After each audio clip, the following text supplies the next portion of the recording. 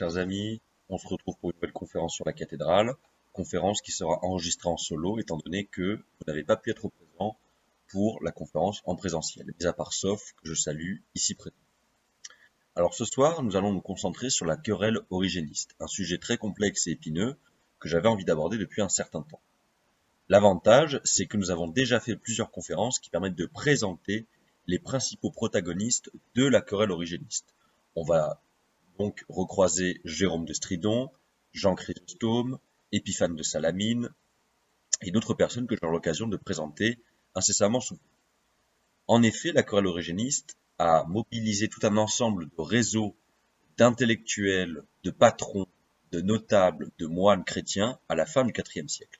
C'est donc aussi pour ça qu'elle est aussi intéressante, c'est qu'elle a mobilisé toute une partie du monde chrétien, aussi bien le monde chrétien oriental qu'occidental. Parmi les protagonistes que nous allons croiser, il y a donc Jérôme de Stridon, le célèbre moine de Bethléem, traducteur de la Vulgate, exégète, herméneute, théologien, etc. Il y a également Jean de Jérusalem, qui était l'évêque de Jérusalem à l'époque de la querelle origéniste, c'est-à-dire tout au long de la décennie 390 jusqu'à la fin du IVe siècle. Cet évêque, Jean de Jérusalem, a eu maille à partir avec Jérôme de Stridon. On a également Ruffin d'Aquilée, ami d'enfance de Jérôme de Stridon. On a également Épiphane de Salamine, ami d'enfance, enfin ami tout simplement d'études de Jérôme de Stridon. C'est lui qui a ordonné le frère de Jérôme, Polynianus, qu'il a donc ordonné en tant que prêtre catholique. Épiphane est également célèbre pour son Panarion, c'est l'un des plus grands hérésiologues chrétiens de l'Antiquité tardive, et même l'un des plus grands hérésiologues chrétiens tout court. On a également tous les réseaux de patrons qui finançaient des intellectuels ascètes comme Jérôme, comme Ruffin. On aura l'occasion d'y revenir, on a notamment Paula, Mélanie la jeune, Mélanie l'ancienne, etc. Et on a également tout le monde égyptien avec Théophile d'Alexandrie, donc évêque d'Alexandrie.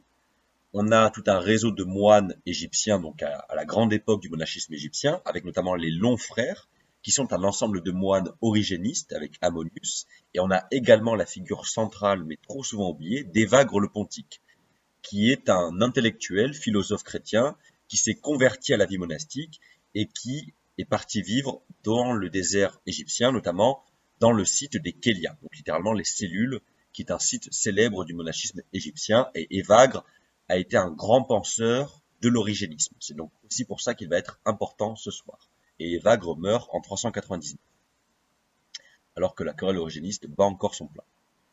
Alors, par origénisme, on entend bien évidemment la pensée d'Origène, célèbre penseur et théologien chrétien de la première moitié du IIIe siècle de notre ère. Qu'est-ce qui a posé problème dans la pensée d'Origène pour que, près d'un siècle et demi après sa mort, on trouve problématique certaines de ses thèses? Eh bien, tout d'abord, l'ouvrage qui a posé problème, entre guillemets, c'est le Périarchon, traduit en français comme Traité des principes.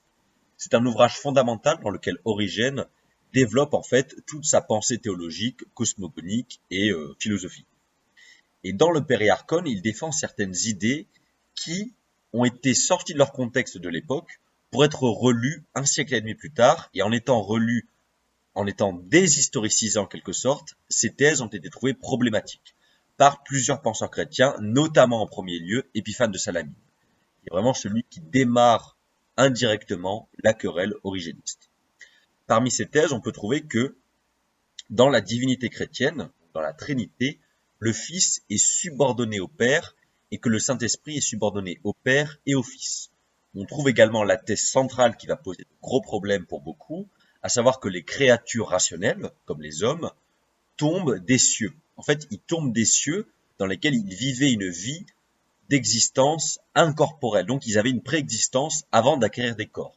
Donc, c'est l'idée pour Origène que chaque créature rationnelle tombe des cieux, et en tombant des cieux, elle tombe dans les corps. Cette idée de tomber dans les corps, elle est reflétée dans la Bible, avec notamment la citation de Genèse 3:21, où on nous dit qu'Adam et Ève, après la sortie d'Éden, et donc le péché originel, ont revêtu des manteaux de chair, des manteaux de peau. Autre thèse qui a posé problème, c'est que le diable pouvait retrouver son statut angélique et être sauvé à la fin des temps. Autre thèse, que les démons pouvaient être transformés en humains et vice-versa.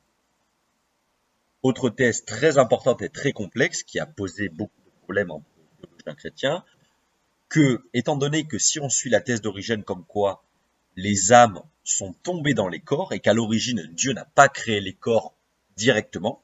C'est via un processus justement d'incarnation que les âmes se sont retrouvées mêlées au corps. Et bien, si on suit ce raisonnement-là, il apparaît clair que la substance corporelle est destinée à disparaître, in fine. Et donc, que la résurrection physique peut poser problème. En tout cas, elle ne va pas de soi. Autre thèse qui a posé problème, c'est l'idée qu'il y aurait une succession de mondes qui ont déjà existé et que d'autres mondes pourraient exister dans le futur. Autre thèse, l'enfer n'est pas éternel. Autre thèse encore, c'est que le Christ pourrait venir de nouveau souffrir cette fois-ci pour les démons et les sauver. Et enfin, autre thèse, alors toutes les thèses que je présente sont à prendre avec des pincettes, je les résume grossièrement. En tout cas, ce sont les thèses qui apparaissaient problématiques pour les anti-origénistes. Donc ce ne sont pas les thèses d'Origène, ce sont les thèses d'Origène lues à travers la lunette d'anti-origénistes.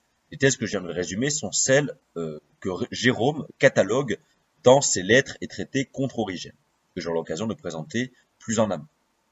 Et enfin, dernière thèse, cette fois-ci elle apparaît claire comme de l'eau de roche pour ceux qui connaissent un peu Origène, à savoir que l'exégèse allégorique est largement préférable à l'exégèse littérale, puisqu'elle sous-entend que ceux qui s'adonnent à l'exégèse allégorique sont déjà avancés spirituellement.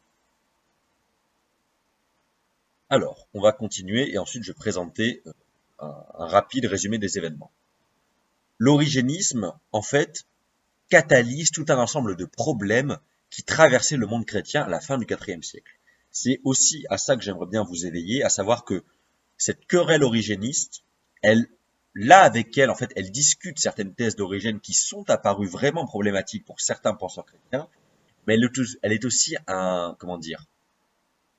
prétexte pour discuter d'autres problèmes qui traversaient le monde chrétien. Parmi ces problèmes, il y a la question de l'ascèse et de l'ascétisme. Comment interpréter l'ascèse, notamment comment interpréter la distance que l'ascèse prend vis-à-vis du corps et le rejet du monde que peut entraîner une certaine forme d'ascèse. Donc on retombe sur des thèses gnostiques.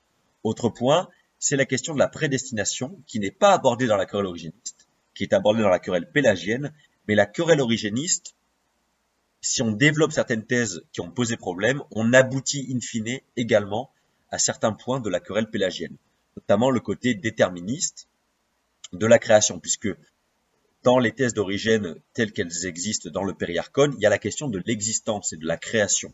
Est-ce que Dieu a créé l'âme et le corps tout en un, ou est-ce qu'il a créé l'âme en premier et que l'incarnation dans le corps est venue après, presque comme un phénomène accidentel.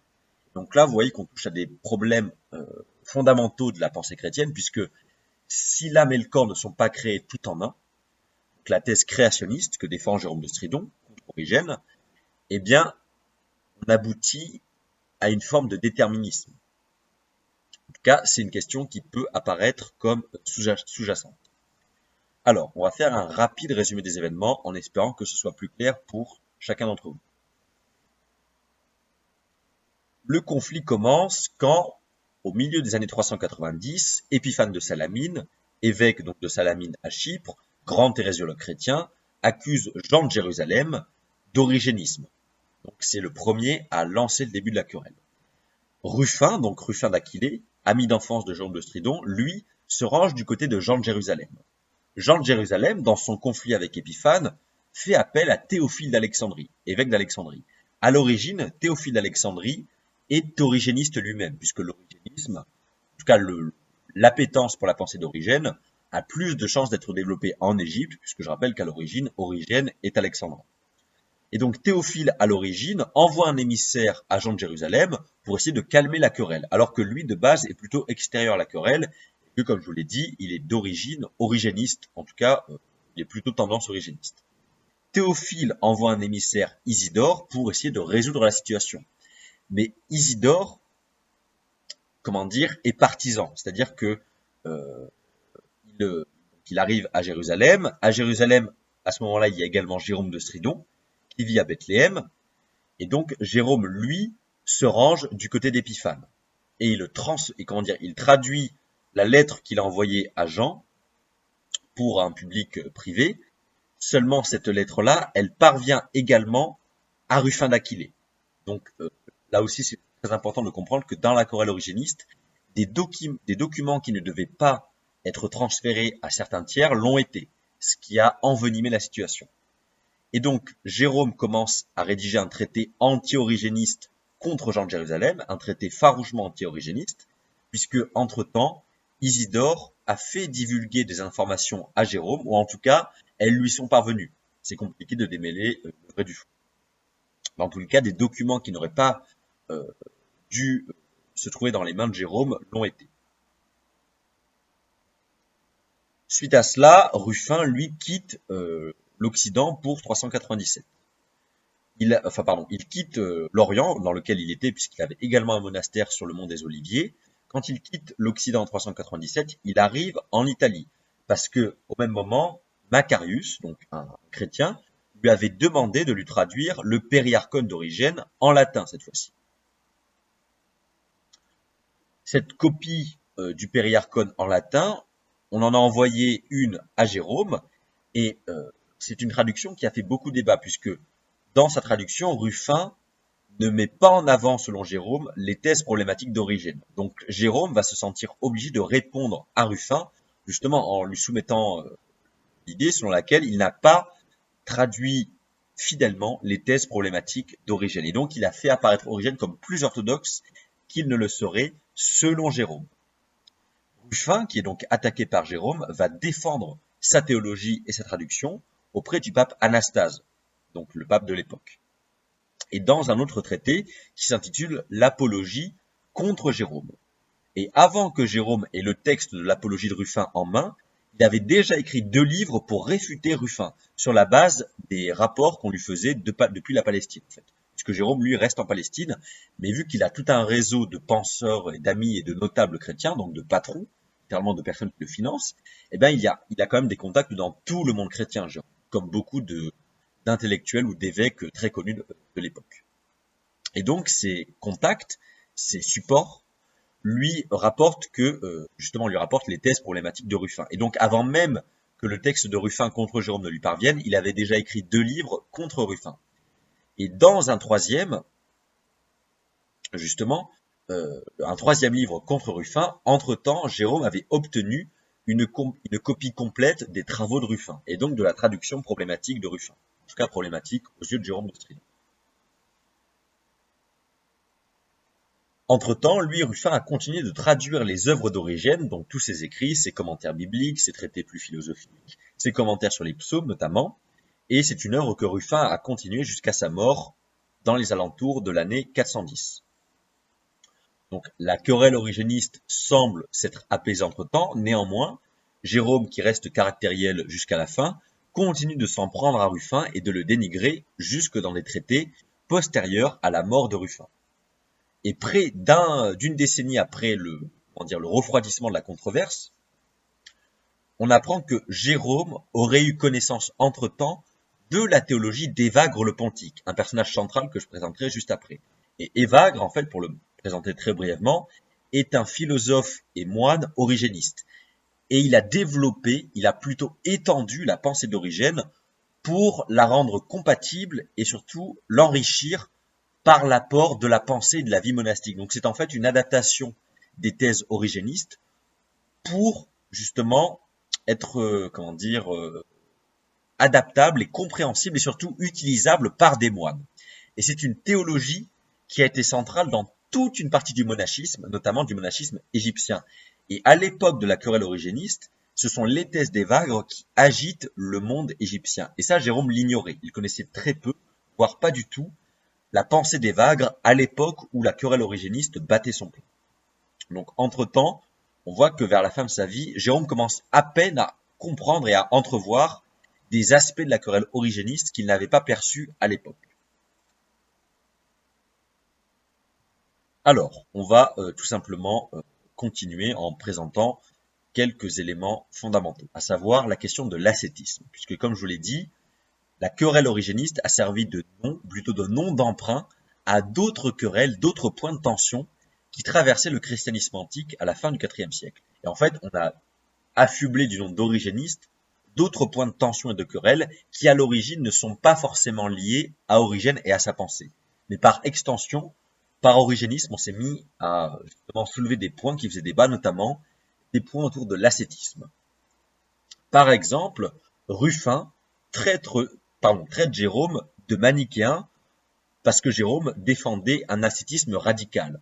On l'avait abordé dans la conférence sur Jérôme, on avait vu que Jérôme avait écrit un traité contre Jovinien dans lequel il s'en prenait à Jovinien, qui était un Romain chrétien qui défendait un christianisme laïque, et Jérôme, lui, défendait un ascétisme radical, en défendant la thèse selon laquelle il y a des gradations dans l'ascèse, c'est-à-dire que un vierge est supérieur à un marié, dans la pensée de Jérôme. Et donc, il y a une hiérarchie dans l'ascétisme chrétien, et plus on est haut dans l'ascétisme, plus on est valorisé.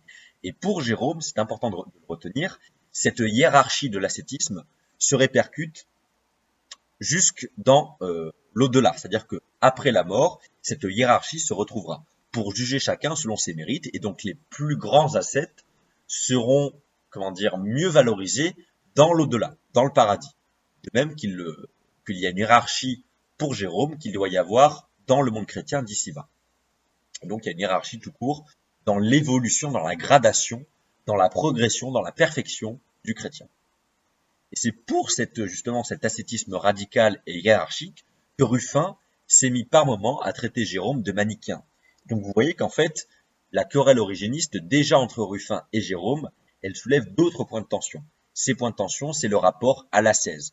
Et pourquoi ces points de tension sont liés à la pensée d'Origène? Parce que pour Origène, il y a un point de doctrine fondamental, c'est l'apostata cassis. L'apostata cassis, c'est la doctrine selon laquelle chaque être rationnel va revenir à l'unité. Sous-entendu, c'est très néoplatonicien dans la formulation. L'idée, c'est que tout être rationnel, mais principalement les hommes, vont à la fin des temps, à la fin de leur vie aussi, revenir à l'unité, à l'union avec Dieu. Et donc, dans cette apostata cassis, il y a une idée d'égalité, puisque chacun est appelé à revenir dans l'unité avec Dieu. Et donc, il n'y a pas de notion hiérarchique. Et ça, c'est un point de doctrine qui gênait énormément Jérôme. Et c'est aussi pour ça que Jérôme s'en est pris à Origène. Alors que Jérôme, jusque dans les années 390 au tout début, est un très grand connaisseur et lecteur d'Origène. Et c'est aussi pour ça que Jérôme est intéressant, parce qu'il est très ambivalent. D'un côté, il rejette certaines thèses théologiques d'Origène, mais de l'autre, il reconnaît son immense talent et son immense érudition en tant qu'exégète biblique. Donc Jérôme est un peu hypocrite là-dessus, puisqu'il a emprunté une immense partie de ses commentaires à Origène, à tel point que certains passages sont peut-être pas des copier-coller, mais de très fortes inspirations. Dans tous les cas, moi j'aurais porté plainte pour plagiat. Mais d'un autre côté, certaines thèses théologiques d'Origène lui posaient problème. Mais ça, Jérôme, il l'admet lui-même, il ne s'en cache pas. Il dit qu'il faut savoir faire le tri dans la pensée d'Origène et qu'il a pris ce qu'il jugeait le meilleur. Mais d'un autre côté, sa pensée théologique lui pose problème. Ça, il l'admet. Notamment parce que Origène, lui, n'est pas élitiste dans l'ascèse et dans sa vision des fins dernières pour les chrétiens. Ce qui, par contre, gêne beaucoup Jérôme. Alors, maintenant, on va en revenir un peu à la relation entre ce fameux Jérôme, que vous connaissez, et Ruffin d'Aquilée. Donc, en tant que jeunes adultes, les deux ont été les meilleurs amis du monde, quelque part. Ils ont tous les deux étudié à Rome. Jérôme, lui, est parti en Gaule. Ruffin, non. Ruffin, lui, par contre, est parti vivre sa vie de son côté. Mais il a écrit, entre-temps, 2 traités qui sont parvenus à Jérôme. Et donc, pendant toutes leurs années de jeunes adultes, les deux ont toujours été en contact, se sont toujours envoyé des lettres, et chacun s'envoyait les traités de l'autre. Lorsque Jérôme revient en Italie, les deux se sont déjà retrouvés entre-temps à Aquilée, potentiellement auprès du prêtre Chromatius, qui est aussi un de leurs contacts d'enfance. À Aquilée, Ruffin a été baptisé par ce fameux Chromatius, et donc il est devenu officiellement chrétien. En 371 ou 372, leurs chemins se sont de nouveau séparés. Jérôme est parti à Antioche, où il a tenté une première approche de la vie monastique, alors que Ruffin, lui, partait en Égypte. De même, là aussi, Ruffin allait y rencontrer beaucoup de représentants du monachisme égyptien, alors en plein essor. Entre-temps, les deux s'envoient des lettres et des lettres très chaleureuses dans lesquelles chacun s'enjoint à continuer ses études et à ne pas tomber dans l'erreur et à continuer à progresser dans le chemin de la sagesse, puisque Les deux ont une appétence pour la sagesse et l'ascèse, forcément. Ensuite, Jérôme rapporte que parmi les personnes qu'il fréquentait en Syrie, il y avait Hylas, le serviteur du saint Mélanium. On ne sait pas vraiment qui c'est, mais certains ont pu supputer que, cette lettre de Jérôme sous-entendait que ce dernier avait connaissance de Mélanie l'Ancienne, donc une très riche aristocrate romaine qui a tout abandonné pour mener une vie ascétique, à partir des années 370. Plus tard, Jérôme décrit cette dernière comme une seconde Thècle. Donc Thècle, c'est une des disciples de saint Paul. Dans sa chronique de 377, Jérôme, lui, dépeint Ruffin comme l'exemple parfait du moine idéal. Donc on voit qu'en fait, juste avant la querelle origéniste, Jérôme et Ruffin sont des amis d'enfance qui s'apprécient et se respectent énormément.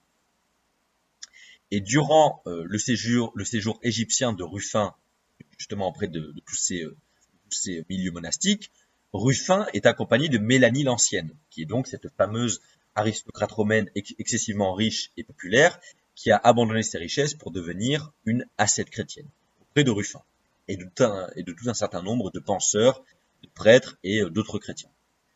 Et justement, en fait, ces derniers, lors de leur séjour égyptien, sont allés justement auprès des moines égyptiens, à la fois pour les rencontrer, mais aussi parce que, au même moment, l'empereur Arien Valens persécutait les Nicéens. Donc, les deux se sont réfugiés dans les monastères égyptiens.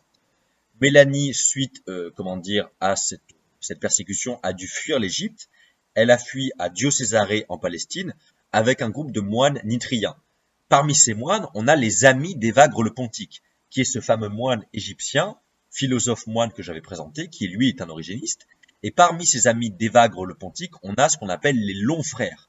Parmi ces longs frères, on a Ammonius, qui est un ami proche d'Évagre, et on a également Isidore d'Alexandrie. Isidore qui est aussi un origéniste et qui est aussi un adversaire du futur Théophile d'Alexandrie, mais pour le moment, ils ne sont pas encore adversaires. Ruffin rapporte qu'au cours de cette persécution par les Ariens, il a été emprisonné. Et ensuite, on sous-entend, même si la chronologie reste compliquée à établir, mais on peut comprendre qu'il aurait passé 6 années de plus en Égypte. Mais ça reste, hypothétique. On n'a pas vraiment d'attestation dans les sources qui nous permettrait de retracer totalement la vie de Ruffin pendant ces années 370. Néanmoins, il y a une thèse qui nous indiquerait que Ruffin serait déjà en Palestine en 374 dans une lettre de Jérôme, mais ça reste hypothétique comme je l'ai dit. Dans tous les cas, ce qui est clair, c'est que Ruffin et Mélanie l'Ancienne sont tous les deux très bien connectés au réseau monastique égyptien, et donc aussi au réseau monastique ascétique de Palestine, qui sont intimement liés au monachisme égyptien. On aura l'occasion d'y revenir, et on l'avait déjà abordé précédemment. Dans tous les cas, les deux étaient dans très bons termes avec l'évêque de Jérusalem, Jean, ce fameux Jean qui va être en conflit avec Épiphane et avec Jérôme. Jean est évêque de Jérusalem depuis 386. Lui, donc ce fameux Jean de Jérusalem, est en conflit très grave avec Épiphane de Salamine. Et là, vous voyez qu'en fait, la querelle origéniste regroupe aussi, en plus de querelles sur, justement, Origène, mais en plus de querelles parallèles sur l'ascèse chrétienne, la hiérarchie, la création du monde, des âmes, le statut des âmes, parce qu'à l'époque la fin du IVe siècle, il n'y a pas de théologie unifiée sur la création de l'âme et du corps. Tout ceci fait encore débat. Et justement, les thèses d'Origène vont réalimenter ce débat qui va encore se développer avec la querelle pélagienne. Mais en plus de ces querelles qui d'un côté font vraiment appel à la pensée d'Origène et de l'autre sont un prétexte pour parler d'autres thèses et d'autres rapports au monde qui font alors débat dans le monde chrétien. Donc à côté de ces querelles intellectuelles et ascétiques, on a des querelles très terre à terre, des querelles qui font appel en fait à des conflits entre réseaux d'intellectuels et de moines et d'évêques chrétiens, voire même des querelles très mondaines et très personne à personne. Parmi ces querelles, on a la querelle entre Jean de Jérusalem et Épiphane de Salamine. Pourquoi on a cette querelle?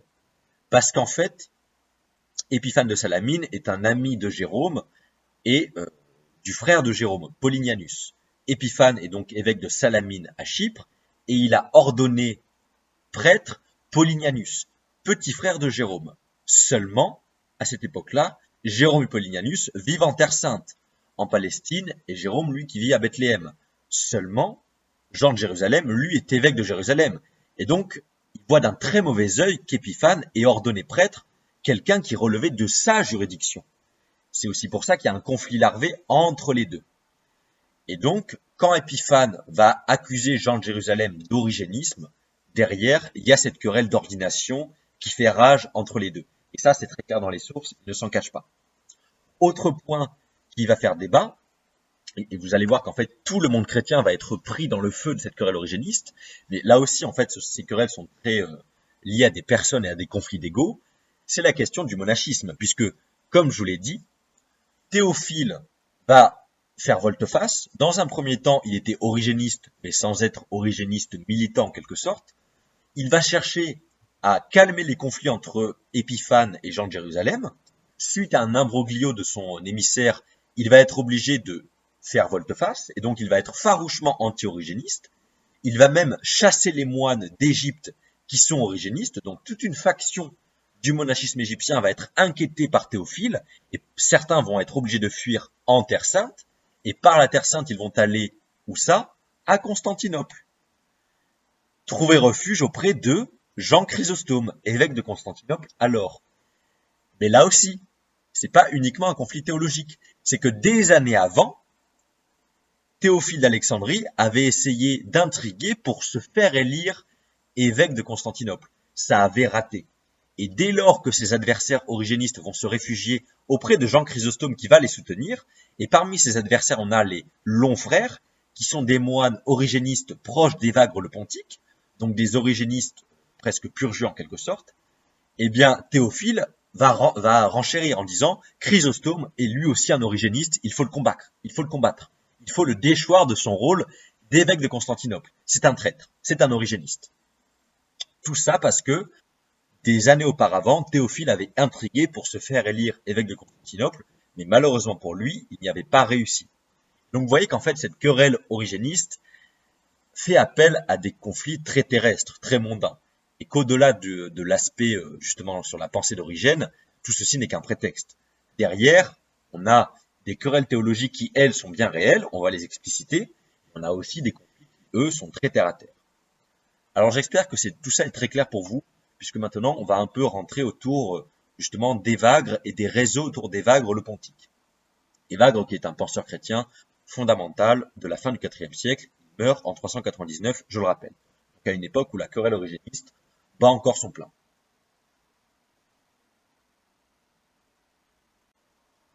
Alors, donc on va faire un petit résumé de la situation avant d'aborder d'autres points. On a donc Jérôme et Ruffin, deux amis d'enfance. Au début des années 390, Jérôme s'installe à Bethléem, où il devient moine et où il s'adonne à ses tâches de commentateur, d'exégète et de théologien, principalement de commentateur biblique, avec ses commentaires sur l'Épître aux Éphésiens notamment, très important. Ruffin, qui lui est son ami d'enfance, commence à traduire les œuvres d'Origène en latin. Ces traductions font débat puisque certains proches de Jérôme l'avertissent que ces traductions ne mettent pas en avant le caractère problématique de certaines thèses d'Origène, les thèses contenues dans le Périarchon, le traité des principes, le principal traité théologico-cosmogonique d'Origène. Entre-temps, on a la querelle entre Épiphane de Salamine, qui lui aussi connaît Jérôme, qui a ordonné son frère prêtre, et Jean de Jérusalem, qui lui, justement, est l'évêque de la région de Jérusalem, région dans laquelle officie le frère de Jérôme. Il y a donc un conflit d'ordination et d'autorité épiscopale entre Épiphane et Jean. Épiphane accuse Jean d'être origéniste. Dans le même temps, pour essayer de calmer la situation, Théophile, évêque d'Alexandrie, envoie une ambassade à Jérusalem, sauf que son émissaire laisse échapper quelques documents et quelques informations qui n'auraient pas dû parvenir à Jérôme. Jérôme donc prend la mouche, invective Jean de Jérusalem, rédige un traité contre lui et contre son origénisme, ce qui, encore une fois, étend la querelle. Dans le même temps, Théophile, qui à la base n'était pas anti-origéniste, il était même origéniste, qui a cherché à s'impliquer pour ramener, la concorde entre les différents participants, finit par devenir anti-origéniste. pour des raisons personnelles. Il en profite pour expulser les moines origénistes. Parmi ces moines, certains s'étaient opposés à lui, puisque je le rappelle, beaucoup de moines égyptiens étaient des laïcs et ne voulaient pas devenir prêtres ou évêques. Auparavant, Théophile, des années avant la querelle, avait cherché à en ordonner de force. Certains s'étaient coupés les oreilles ou la langue pour refuser d'être ordonnés prêtres ou évêques. Et donc, Théophile en profite pour se venger d'eux en les accusant d'origénisme. Certains moines fuient. Ils vont de Palestine jusqu'à Constantinople. Là, Théophile s'en prend encore une fois à eux, puisqu'ils sont accueillis et protégés par Jean Chrysostome, qui est à l'époque évêque de Constantinople. Théophile s'en prend donc à Jean Chrysostome parce que des années auparavant, il avait par ailleurs essayé lui-même d'être élu évêque de Constantinople. Donc voilà. Et parmi les moines que Théophile fait fuir, il y a ce qu'on appelle les longs frères, qui sont des proches d'Évagre le Pontique. Évagre qui lui est un moine philosophe origéniste, assumé, qui a développé et enrichi la pensée d'Origène en essayant de la faire concorder avec le mode de vie monastique. Et il a donc développé toute une pensée fascinante sur justement les pensées qui peuvent menacer le moine dans sa recherche de l'hésychia.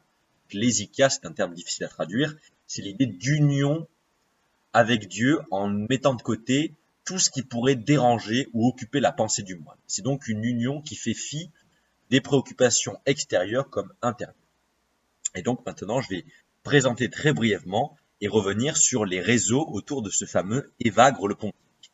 Évagre le Pontique est un personnage fascinant qui a développé une pensée incroyable. C'est quelqu'un qui est né dans la province du Pont, en Asie mineure. Il a été proche des pères cappadociens, notamment Grégoire de Nazianze. Il a même potentiellement été membre d'une communauté monastique basilienne, mais ça reste un point qui reste à débattre. Il est passé par Constantinople où il a développé et il a enrichi son intelligence par sa lecture de philosophes, etc. Il a ensuite fait la rencontre de Mélanie la Jeune en Terre Sainte. Entre-temps, il a eu une aventure amoureuse qui l'a un peu fait dévier de sa trajectoire intellectuelle. Mélanie l'Ancienne, excusez-moi, Mélanie la Jeune, mais Mélanie l'Ancienne, qui elle était proche de Ruffin. Donc, Évagre va voir Mélanie et Ruffin dans leur monastère sur le mont des Oliviers à Jérusalem. Mélanie l'Ancienne réussit à convaincre Évagre de prendre en quelque sorte l'habit monastique et de se convertir à une vie ascétique. Elle y réussit puisque Évagre va en Égypte, il se convertit à la vie ascétique et il rejoint le monastère des Kélias, le monastère des cellules, qui n'est pas loin du monastère de Nitrie, qui est un autre lieu monastique très important du monachisme égyptien. Là, Évagre se dédie entièrement à la vie monastique, mais il n'oublie pas sa formation philosophique et intellectuelle, et il essaye de développer encore plus l'accord entre une pensée origéniste et un mode de vie monastique. Ce qui n'est pas totalement incohérent, puisque Origène était plus ou moins un ascète non avoué, on va pas se le cacher, Origène était loin d'être mener une vie de laïque accomplie, loin de là. Au contraire. Alors, Évagre écrit plusieurs ouvrages, notamment il envoie des lettres à Mélanie l'Ancienne. Il écrit les Kephalaïa gnostiques, qui sont des ouvrages très intéressants qui nous sont conservés via l'intermédiaire du syriaque, et il écrit d'autres ouvrages sur la prière, sur le mode de vie monastique, etc. Je ne vais pas rentrer dans le détail de la pensée d'Évagre, ce serait beaucoup trop complexe, mais j'espère y revenir un jour avec vous, chers amis. J'espère vraiment que vous serez là. Pourquoi donc Évagre est important pour la querelle origéniste? Déjà parce que c'est un très fin lecteur d'Origène, c'est son influence majeure, et Évagre va initier un mouvement d'origénisme dans le monachisme égyptien. Origène était déjà connu de certains moines égyptiens, mais ça restait minoritaire, puisque la majorité des moines égyptiens étaient issus de milieux paysans et donc assez peu lettrés, assez peu cultivés, alors qu'Évagre, lui, est quand même un intellectuel de premier plan. Et donc, Évagre va créer une émulation autour de lui, avec notamment ce qu'on va appeler les longs frères, qui sont Ammonius et Isidore, et d'autres personnes, qui sont des proches et amis d'Évagre, qui eux aussi sont des origénistes. Et donc, Évagre va vraiment essayer de diffuser, pas forcément les thèses d'Origène, mais il va essayer de diffuser son interprétation de la vie monastique réussie, et dans cette interprétation-là, il y a des éléments qui sont tirés de la pensée d'Origène. Et donc, il va y avoir une diffusion de la pensée d'Évagre dans le monachisme égyptien et plus tard palestinien. Donc, vous voyez qu'en fait, même si Théophile va se mettre à persécuter l'origénisme dans le monachisme par pur intérêt politique, il y avait vraiment une diffusion des thèses d'Origène via l'intermédiaire d'Évagre dans le monachisme égyptien. Alors je passe sur certains détails sur la vie de Mélanie l'Ancienne, sinon on y passerait la nuit. Et directement, on va passer sur les réseaux autour de Jérôme, puisque ces réseaux-là sont très importants. Jérôme, comme vous le savez, a été un commentateur, un exégète et un théologien de premier plan. Et comme beaucoup d'ascètes chrétiens, pour financer une vie d'études et d'ascèse, il faut des moyens. Je rappelle que pour écrire et copier des textes, il faut beaucoup de moyens. Alors que la plupart des commentaires de Jérôme sont volumineux, très volumineux. Donc il faut des patrons qui financent les œuvres de Jérôme. Pour Ruffin d'Aquilée, son patron principal, c'est Mélanie l'Ancienne. Ils ont vécu ensemble en Égypte, puis plus tard en Terre Sainte, et tous les deux se sont convertis à un mode de vie ascétique, monastique. Donc, il a Mélanie l'Ancienne, qui est une ancienne aristocrate richissime, qui s'est convertie à la vie ascétique. Mais donc, Mélanie peut faire jouer ses richesses et ses réseaux pour financer Ruffin, notamment financer sa traduction d'Origène vers le latin. Pour Jérôme, lui, il a Paula, qui joue le rôle de Mélanie l'Ancienne pour Jérôme. C'est littéralement la même chose. Jérôme a dédié une bonne partie de ses commentaires bibliques à Paula. Paula qui est également une aristocrate romaine assez fortunée. Jérôme a rencontré Paula pour la première fois en 382, alors qu'elle était alors veuve et qu'elle avait 5 enfants. Elle était de rang sénatorial, mais elle n'était pas aussi riche que Mélanie l'Ancienne, qui, elle, était du côté de Ruffin. Vous voyez qu'en fait, c'est Ruffin contre Jérôme, mais derrière Ruffin contre Jérôme, c'est tout un réseau de patrons et d'aristocrates qui financent ces gens-là. Donc c'est vraiment un réseau de richesse autour de justement de la querelle origéniste qui s'active pour financer les savants, les penseurs, les protagonistes de cette querelle origéniste. Alors j'essaie de passer assez vite, sinon on va y passer vraiment des décennies, chers amis. Autre point qui est très important dans le réseau qui gravite autour de Jérôme de Stridon dans la querelle origéniste, c'est justement Vincentius. Vincentius, c'est quelqu'un qui semble avoir été présent au concile de Constantinople avec Jérôme en 381-382. Vincentius joue le rôle d'intermédiaire pour Jérôme. Il voyage à Rome avec Jérôme et il le laisse avec Polynianus, donc le frère de Jérôme. Jérôme lui part de son côté et il les laisse à Rome. Il voyage à Chypre avec eux et les trois bénéficient de l'hospitalité d'Épiphane, Épiphane de Salamine. Vous voyez qu'en fait tout le monde se connaît. Épiphane, qui connaît Jérôme et son frère depuis un certain temps, c'est lui qui a ordonné le frère de Jérôme prêtre. Et si Jérôme s'est mis à s'en prendre à l'origénisme, c'est parce que Épiphane, dans un premier temps, le tout premier, avait rédigé des textes contre la pensée d'Origène, notamment dans son Panarion. Il s'en prenait déjà à certaines thèses d'Origène, et c'est ce catalogue d'accusations contre Origène que Jérôme va reprendre des années après.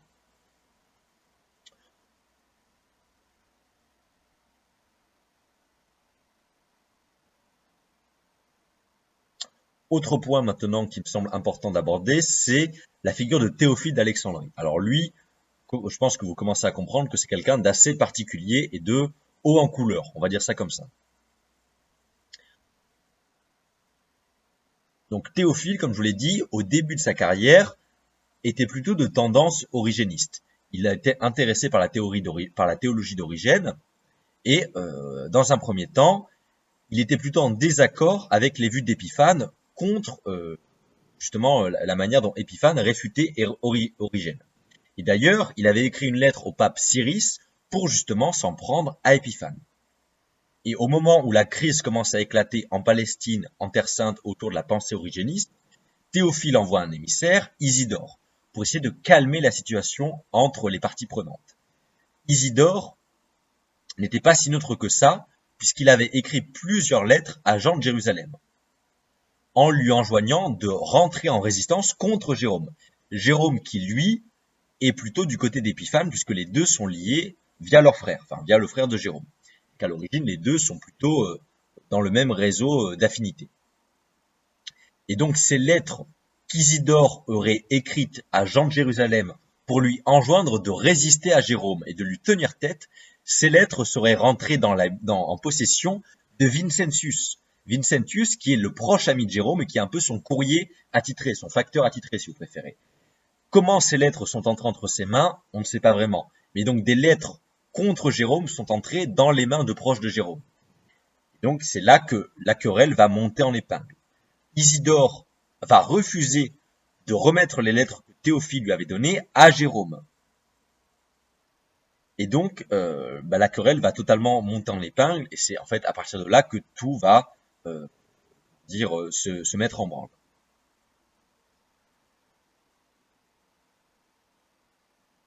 Et donc, suite à cela, Théophile va se sentir inquiété, puisque son émissaire a échoué, la situation s'est envenimée, et maintenant, en 397, c'est Jérôme qui écrit à Théophile en lui disant qu'il est trop laxiste sur l'origénisme qui s'est répandu en Égypte, et il enjoint Théophile à prendre des mesures drastiques.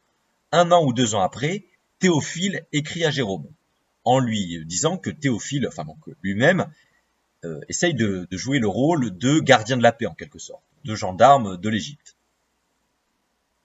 Jérôme lui répond en lui disant que lui aussi désire la paix, mais qu'il faut résoudre cette situation. En passant, Jérôme met en avant la concorde qui existait entre Théophile et les moines du désert. En effet, cette concorde a vraiment existé puisque avant que la querelle se mette en place, Théophile avait vraiment admiré les moines origénistes. Et parmi ces moines origénistes, on a les longs frères, qui sont ce groupe de moines autour d'Évagre le Pontique. Malgré le fait qu'il avait essayé de les faire entrer de force dans la hiérarchie ecclésiastique, ce que la plupart d'entre eux avaient refusé, comme la plupart des moines du désert, comme je vous l'avais dit, puisque les moines, pour la plupart, sont des laïcs, ils tiennent à cet état de pureté, donc de mise à distance du monde et des soucis du monde. Donc la plupart des moines auxquels on proposait une entrée dans la vie de l'Église par le statut de prêtre ou d'évêque, beaucoup refusaient. Et donc, il n'a pas fallu attendre quelques années pour que Jérôme réussisse à faire changer d'avis Théophile. Dans sa lettre pour la Pâque de 399, Théophile prend position radicalement contre l'origénisme, mais il ne le fait pas dans ces termes précisément. Il s'en prend à l'anthropomorphisme. Enfin, plutôt, il discute de l'anthropomorphisme et de l'incorporéité de Dieu. Qu'est-ce qui s'est passé? On va un peu revenir sur la situation. Avant la querelle origéniste, il y avait déjà ce débat parmi les moines égyptiens sur l'incarnation de Dieu. Entre d'un côté des moines lambda, pour la plupart issus de milieux paysans, et donc peu lettrés, peu éduqués, qui adhéraient à des thèses selon lesquelles Dieu avait des caractéristiques anthropomorphes. Et donc ça fait écho à tous ces passages de l'Ancien Testament où on dit que Dieu se met en colère, que la main de Dieu va frapper, et ces passages-là étaient pris de manière plutôt littérale par certains prêtres. À l'inverse, on a des moines plus spirituels, plus marqués par une exégèse spirituelle, comme les moines de tendance origéniste, comme les longs frères qui sont autour d'Évagre le Pontique, pour qui cet anthropomorphisme était ridicule, et au contraire, il était même grave, puisque cet anthropomorphisme était la marque d'un paganisme résiduel qui habitait certains moines. Et donc il fallait le combattre. Et dans sa lettre de Pâques de 399, Théophile, justement, discute ces questions d'anthropomorphisme, et dans cette lettre, justement, il remet un peu en question l'anthropomorphisme béat de certains moines, donc des moines peu éduqués, peu lettrés. Ces moines arrivent à Alexandrie et des émeutes, se mettent à agiter la ville. Théophile est en danger, il craint pour sa vie, et donc la situation, s'envenime de nouveau. Donc vous voyez qu'en fait, la querelle origéniste, c'est une myriade de querelles toutes plus subtiles et complexes les unes dans les autres, et toutes ces petites querelles s'imbriquent. Et à la fin, on appelle ça querelle origéniste. Et donc, Théophile, qui, à ce moment-là, en 399, est encore fidèle à lui-même, puisque je vous l'ai dit, à l'origine, lui, il est plutôt origéniste. Et dans sa lettre de Pâques 399, il est fidèle à ses thèses anciennes. Et donc, il critique l'anthropomorphisme des moines égyptiens, en tout cas d'une majorité de moines égyptiens. Mais, suite aux émeutes et aux craintes que Théophile a subies, il fait une totale volte-face. Il se met à être d'accord avec les moines qui défendent l'idée que Dieu a des yeux, des oreilles et d'autres parties du corps, comme les Écritures le disent. Mais ces Écritures sont lues à l'aune d'une herméneutique littérale. Et donc, Théophile, maintenant, étant donné qu'il y a eu ces émeutes et qu'il s'est mis à être inquiété pour sa vie, il s'en prend aux origénistes. Il s'en prend aux longs frères, donc aux frères qui sont proches d'Évagre le Pontique et qui sont gagnés à sa pensée. Et il déclenche une persécution contre les moines origénistes, partisans d'une exégèse spirituelle de la Bible, et donc qui refusent l'anthropomorphisme. Une persécution se développe, les longs frères ainsi que 80 moines sont obligés de fuir l'Égypte, la plupart vont en Palestine et certains vont après à Constantinople, là où ils trouvent assistance auprès de Jean Chrysostome qui va les prendre sous son aile. Entre-temps, Théophile s'est donc aligné avec les anti-origénistes. Il s'est même mis à être d'accord avec Épiphane de Salamine, alors qu'à l'origine il était plutôt en désaccord avec lui. Et il adhère à sa liste de points dans lesquels Épiphane justement réfute la pensée d'Origène et dit « ces points-là sont problématiques », eh bien Théophile adhère à cette liste de points. Il écrit à Jérôme, lui disant qu'il a réussi à faire fuir les moines de Nitrie, qui est un haut lieu du monachisme égyptien. Il a fait justement fuir les moines qui étaient autour d'Évagre le Pontique. Il écrit de même une lettre synodale aux évêques de Palestine et de Chypre. Il écrit au pape Anastase à Rome. Et dans les années qui suivent, Jérôme a traduit la lettre pascale d'Origène, qui date de 400-401 à peu près, dans laquelle Théophile critique vigoureusement l'origénisme. Donc Théophile sert de relais à la pensée de Théophile pour aussi mettre en avant l'idée, vous voyez, on a l'évêque d'Alexandrie, c'est pas rien, c'est un des 5 sièges patriarcaux de l'époque, avec Rome, Constantinople, Antioche et Jérusalem, donc c'est une ville très importante pour le christianisme de l'époque, et Jérôme s'en sert comme faire-valoir en disant, vous voyez, Théophile dans sa lettre pascale est d'accord avec nous. De plus, ce que je voulais dire, c'est que, contrairement à ce qu'on pourrait penser, il y a très peu d'indices qui montrent que l'anti-origénisme de Théophile est sincère. Comme je vous l'ai dit, ça relève plus de l'opportunisme politique. Des moines s'en prennent à Théophile, des moines avec qui il avait été en conflit avant même la querelle origéniste. Théophile se sert de l'origénisme comme prétexte pour les combattre, et il se sert de la majorité des moines qui sont, eux, anthropomorphistes, c'est-à-dire qui croient que Dieu a un corps, en tout cas des attributs qui s'assimilent à des attributs corporels, et il s'en sert pour régler ses comptes, dégager les moines qui avaient refusé de se faire ordonner par lui-même. Il s'en prend aussi à Chrysostome, qui lui a volé la place d'évêque de Constantinople, et il s'en prend également justement à Jean de Jérusalem, et du coup il en profite pour se rallier aux anti-origénistes. Dans tous les cas, l'anti-origénisme de Théophile n'est pas sincère, puisque après la fin de la querelle origéniste, Théophile nous dit qu'il est revenu à l'étude d'Origène. Alors il n'est pas revenu bêtement, il a dit oui, il faut faire le tri dans la pensée et l'œuvre d'Origène, mais il est beaucoup moins virulent qu'avant, et il le dit lui-même qu'il est revenu à l'étude d'Origène. Donc, on voit que l'origénisme a servi de prétexte à des querelles politiques.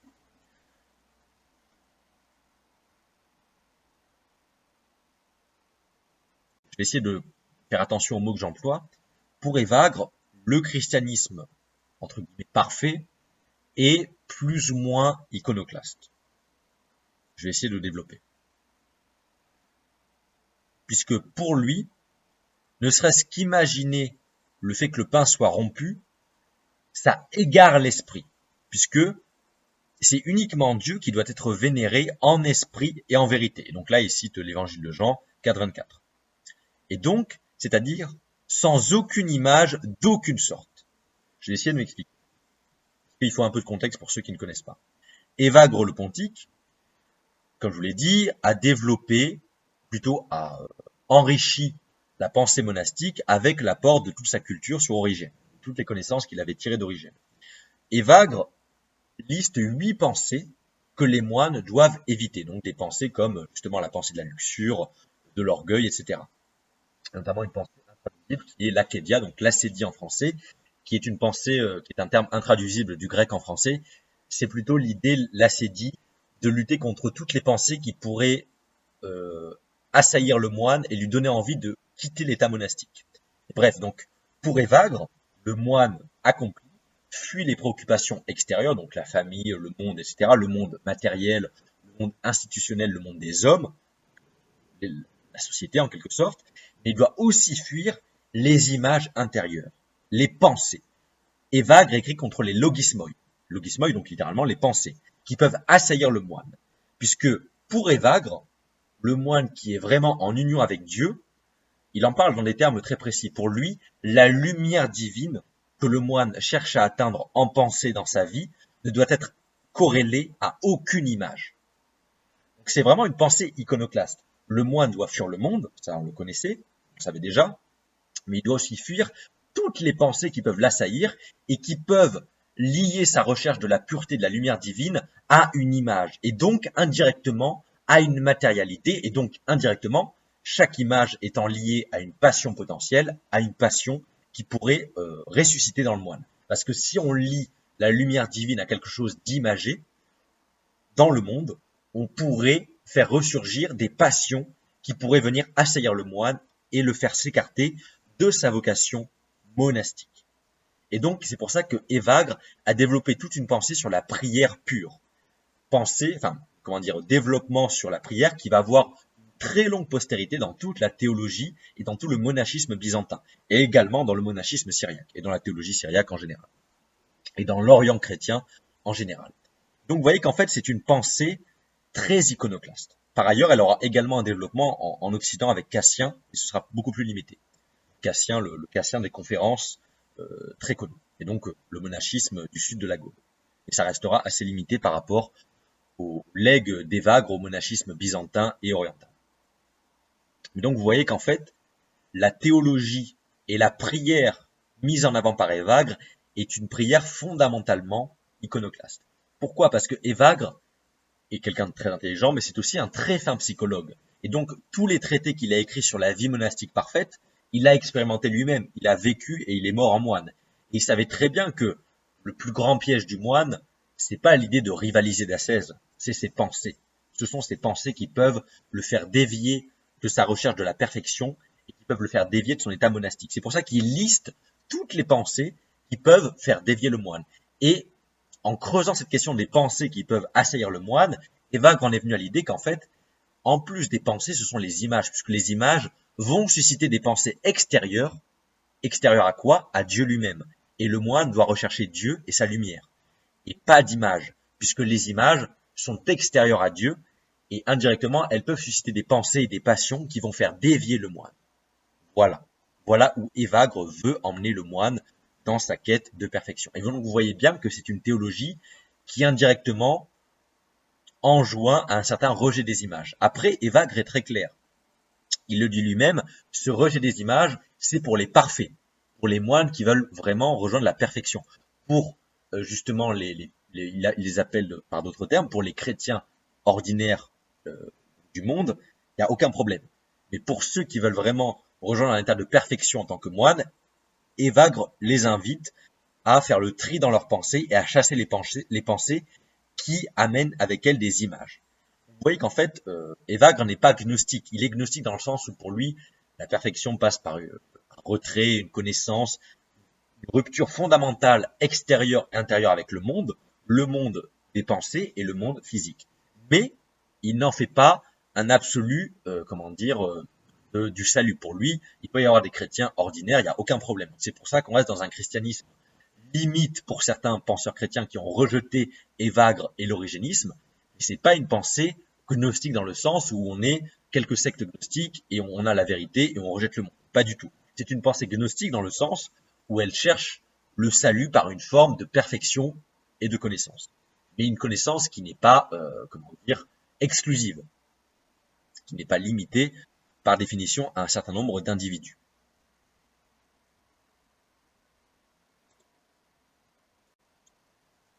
Très bien, on a vu à peu près les éléments principaux, donc on a refait le tour des réseaux qui sont impliqués dans la querelle origéniste, on a explicité certaines thèses d'origine qui font problème, on a vu comment Évagre s'inscrivait dans cette querelle origéniste.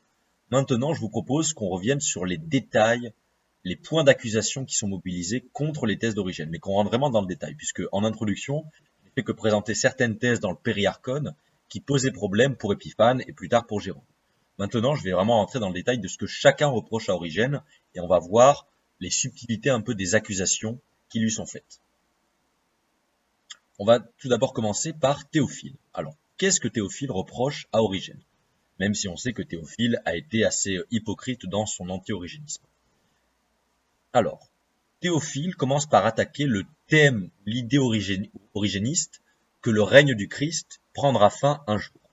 Pour Théophile, cette idée est subordinationniste. Par subordinationniste, j'entends l'idée selon laquelle, dans certains courants chrétiens au 1er siècle, le Christ pouvait être vu comme légèrement inférieur au Père, d'où l'idée de subordonner. Et donc, pour Théophile, si le règne du Christ doit avoir une fin, ça sous-entend que sa divinité est remise en question et que il n'est pas totalement un avec Dieu. Autre point qui pose problème pour Théophile, c'est la restauration, plutôt la restauration tout simplement du diable, qui pour lui entre en congruence avec le subordinationnisme, puisque si Jésus est abaissé par rapport à son union divine avec Dieu, son union hypostatique, alors Satan est rehaussé. C'est comme ça que Théophile interprète cette thèse d'Origène. Alors ces thèses d'Origène-là sont plus complexes, mais je les présente brièvement. Pour Théophile, dénigrer le Christ de cette manière, c'est du blasphème. Et il va même plus loin, puisque pour lui, si même les mages et Pilate ont confessé que le Christ est le roi des Juifs, eh bien, Origène, lui, rechigne à l'affirmer, en affirmant que le royaume du Christ n'est pas éternel. Et ce qui gêne Théophile, c'est que si on souscrit à cette thèse comme quoi le royaume du Christ n'est pas éternel, eh bien, on met les chrétiens dans un état de choc. On revient un peu, alors ça n'a rien à voir avec le protestantisme, mais on place le chrétien dans un état d'angoisse perpétuelle, puisque si le royaume du Christ n'est pas éternel, toute la théologie peut s'effondrer et le salut individuel du chrétien n'est plus assuré. Et là où ça va beaucoup plus loin pour Théophile, c'est que si on suit un peu son interprétation d'Origène, comme quoi je vous l'ai dit pour Origène, les âmes tombent. Il y a une espèce de processus de tombée cosmique des âmes qui tombent dans la matière, et donc dans les corps. Et donc, si on suit ce schéma-là, pour Théophile, si les âmes peuvent encore tomber un nombre incalculable de fois, puisque Origène a dit qu'il y aurait peut-être d'autres mondes, alors ça sous-entend que la passion du Christ n'a pas été suffisante. Autre point qui gênait Théophile, c'est que si le Christ va souffrir pour les démons, ça pourrait sous-entendre que le Christ pourrait lui-même devenir un démon, étant donné que le Christ a souffert pour les hommes en devenant lui-même un homme. Et donc, Théophile va plus loin en faisant un peu le malin, en sous-entendant que, est-ce qu'on peut imaginer le Christ prendre le vêtement des démons, donc le temple des démons, après avoir justement quitté le temple des hommes, pour les sauver. Autre point qui gêne Théophile, c'est l'idée que pour Origène, justement les corps qui seront sujets à la corruption et à la mort, quand ils seront élevés, pour Origène, une fois la résurrection advenue, ces corps seront réduits à rien, au néant. Et selon encore une fois Théophile, Origène est supposé avoir enseigné que les âmes tomberont encore et qu'elles seront justement accompagnées avec de nouveaux corps. Et donc se pose avec justement ce que reproche Théophile à Origène, la question de savoir, et c'est une question qu'en fait la querelle origéniste a réveillée, mais qu'elle n'a pas entièrement résolue, puisqu'on la retrouvera dans la querelle pélagienne. En fait, c'est une question qui n'était pas entièrement fixée à la fois à l'époque d'Origène et à la fois à l'époque de la querelle origéniste. Cette question, c'est comment les corps vont ressusciter et dans quel état les corps vont ressusciter. Est-ce que je vais ressusciter avec mon corps de jeune homme, d'homme âgé, de bébé? Est-ce que je vais ressusciter avec des organes sexuels, alors que techniquement je n'en aurais plus besoin puisque la procréation et les rapports sexuels n'auront plus lieu d'être? Est-ce que je vais ressusciter avec des poils? Est-ce que je vais ressusciter chauve? Si je suis chauve, est-ce que je vais ressusciter avec mes cheveux ou est-ce que je vais ressusciter chauve? Est-ce que je vais avoir les cheveux blancs ou pas? Ces questions aussi triviales qu'elles peuvent paraître soulèvent des points théologiques majeurs. C'est pour ça qu'elles ont agité une bonne partie du monde chrétien à l'époque de la querelle origéniste et qu'en fait les thèses d'Origène ont servi de prétexte pour refaire ressurgir ces questions-là. Je vais maintenant résumer brièvement ce que reproche Théophile à Origène et ensuite on va passer à autre chose. Alors, c'est que pendant très longtemps, on a pu débattre des thèses que Théophile reprochait à Origène, puisque il y avait une question des sources qui se posait. Puisque 4 lettres de Théophile ont été traduites par Jérôme. Et en fait, pendant longtemps, on s'est demandé si Jérôme avait été fidèle dans sa traduction des lettres de Théophile, notamment la lettre pascale dans laquelle dans laquelle Théophile est très dur contre les thèses origénistes. Et pendant très longtemps, on s'est posé la question de savoir à quel point Jérôme avait pu falsifier ou pas ces lettres qu'on ne connaissait que par l'intermédiaire de Jérôme. Néanmoins, plusieurs fragments des lettres de Théophile ont été redécouvertes en grec, dans leur langue d'origine, qui n'étaient pas connues auparavant, et ces fragments montrent que les traductions de Jérôme sont globalement fidèles aux lettres de Théophile, et donc que les arguments que je viens de vous citer sont globalement les mêmes que Théophile reprochait aux origénistes. Donc il n'y a pas vraiment de falsification de la part de Jérôme là-dessus, ce qui est déjà non négligeable. On passe maintenant à un autre point, à savoir les griefs que Jérôme, cette fois-ci, reprochait à l'origénisme. Alors là, on va avoir beaucoup de choses à dire. Comme je vous l'ai dit, dans sa carrière d'exégète, Jérôme s'est énormément appuyé sur Origène. La plupart des commentaires bibliques de Jérôme avant la querelle origéniste doivent tous, chacun à sa manière, quelque chose à Origène. Certains sont quasiment des décalques de commentaires bibliques faits par Origène. Très souvent, Jérôme l'admet lui-même dans ses préfaces, dans ses introductions, en disant qu'il s'est beaucoup appuyé sur Origène et que parfois il a pris des libertés. C'est vrai, il a pris des libertés, mais beaucoup des principes qu'il a appliqués pour commenter les textes viennent d'Origène. Parfois, ce ne sont même pas les principes, ce sont littéralement les commentaires d'Origène qui sont repris quasiment trait pour trait. Donc, Jérôme, en fait, a fait de son plus fidèle fournisseur de principes herméneutiques et de commentaires bibliques son pire ennemi. Alors, on va un peu essayer de voir comment il a essayé de retourner l'argumentation. Jérôme admet qu'il a pris et soustrait des éléments qu'il a empruntés à Origène, mais aussi à Didyme l'aveugle, qui est également influencé par Origène.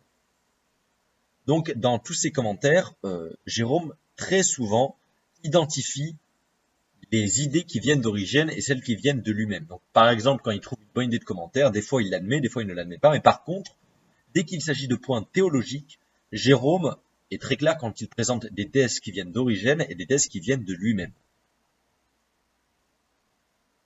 Par ailleurs, ce qui est très intéressant, c'est que le contemporain de Jérôme et l'ancien ami de Jérôme, Ruffin, lui voyait très bien que Jérôme reprenait beaucoup d'éléments qui viennent d'Origène. Et quand la querelle origéniste éclate, Ruffin se moque de Jérôme en lui disant « Toute ta carrière quasiment d'exégète biblique serait impossible sans Origène ». Donc cet emprunt d'Origène par Jérôme était très clairement vu par ceux qui connaissaient à la fois l'un et l'autre. Et donc Ruffin accuse Jérôme pour, sous-entendre que l'interprétation d'Origène est acceptable, puisque la plupart des commentaires bibliques de Jérôme viennent d'un point de vue origéniste, puisqu'ils viennent littéralement d'Origène. Et dans son apologie contre Jérôme, Ruffin sélectionne 15 passages du commentaire sur les Éphésiens que Jérôme a fait pour les attaquer. Et dans son apologie contre Ruffin, Jérôme répond en prenant 6 passages que Ruffin a empruntés et répond point par point. Et si on fait un peu le compte, il y a au moins 21 passages dans le commentaire sur les Éphésiens de Jérôme, dans lequel Jérôme cite une interprétation qui peut raisonnablement être directement attribuée à Origène. 21 passages, c'est quand même pas rien pour le commentaire d'une épître paulinienne. Donc c'est pas un texte biblique très long non plus. Parmi ces points d'exégèse origéniste que Jérôme mentionne, sans forcément les désapprouver, on a le point sur la différenciation sexuelle qui sera éradiquée à la fin des temps. Enfin, éradiquée qui n'existera plus à la fin, qu'à la fin des temps lors de la résurrection. Autre point, que les âmes seront, seront envoyées dans les cieux par l'intermédiaire des corps. Autre point, que les saints qui ont été envoyés sur terre pour essayer d'aider les hommes, de sauver les hommes, qui sont maintenant, qui sont dans leur état de vie terrestre, incarnés dans des corps, reviendront à leur état initial, donc à leur état divin, d'âme incorporelle. Autre point, que les humains vont plus tard acquérir une nature angélique. Autre point, que les démons ou le démon, c'est pas vraiment important, de même que les pécheurs et les non-croyants seront éventuellement sauvés, qui est une thèse très origéniste, qui rejoint l'apostatacase. Y arriver, apostatacasis. Excusez-moi pour les quelques égarements de ma bouche. Autre point, que notre condition dans cette vie dépend de notre condition dans notre vie antérieure, donc dans notre vie dans les cieux, avant l'incarnation. Autre point, que dans l'âge à venir, il y aura des évolutions entre les ascendants, les descendants, des diminutions, des augmentations, entre justement les mérites de chacun. Et donc, Jérôme mentionne ces thèses, mais par moment, il prend ses distances. C'est-à-dire qu'en fait, il les mentionne, mais des fois, il ne s'associe pas entièrement avec chacune de ces thèses. Par exemple, il rejette l'idée que la condition angélique, donc la condition d'ange, consiste simplement dans une abstraction du monde physique, en fait. Par ailleurs, plus loin, Jérôme fournit un point d'exégèse origéniste assez intéressant.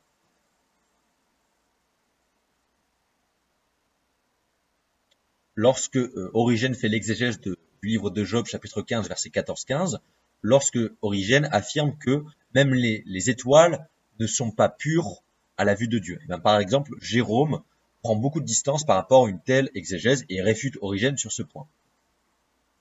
Et il donne une interprétation morale plutôt que cosmologique de ce verset.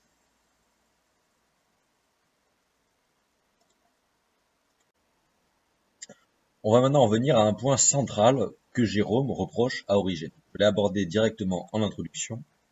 C'est le rapport au mérite. Alors par mérite, on n'entend pas le mérite républicain maçonnique, on entend le mérite dans la perfection du chrétien. Je l'ai dit, Jérôme, lui, est un fervent défenseur de la vie ascétique.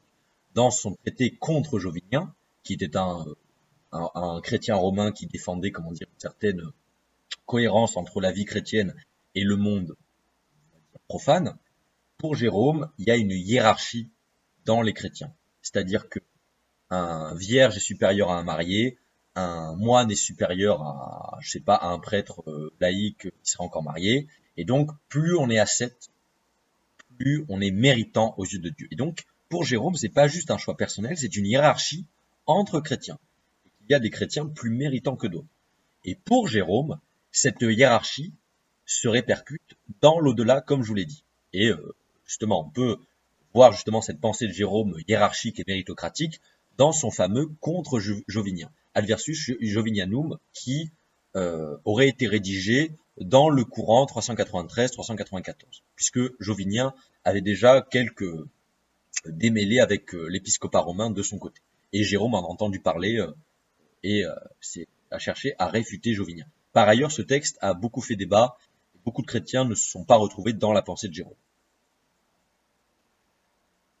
Maintenant, je vous l'ai dit, dans ce contre jovinien, Jérôme défend ce qu'on pourrait appeler une théologie ascétique, comme quoi l'ascèse serait le maître mot, le maître étalon en quelque sorte, de la valeur du chrétien et que donc on a in fine une hiérarchie entre chrétiens basée sur l'ascèse. Comme je l'ai dit, le vierge est supérieur au marié, etc. Je pense que vous avez compris là où je voulais en venir. Ce qui est tout à fait cohérent avec le mode de vie de Jérôme. Je n'accuse pas Jérôme d'être hypocrite là-dessus. Par ailleurs, là où je voulais également en venir, c'est que,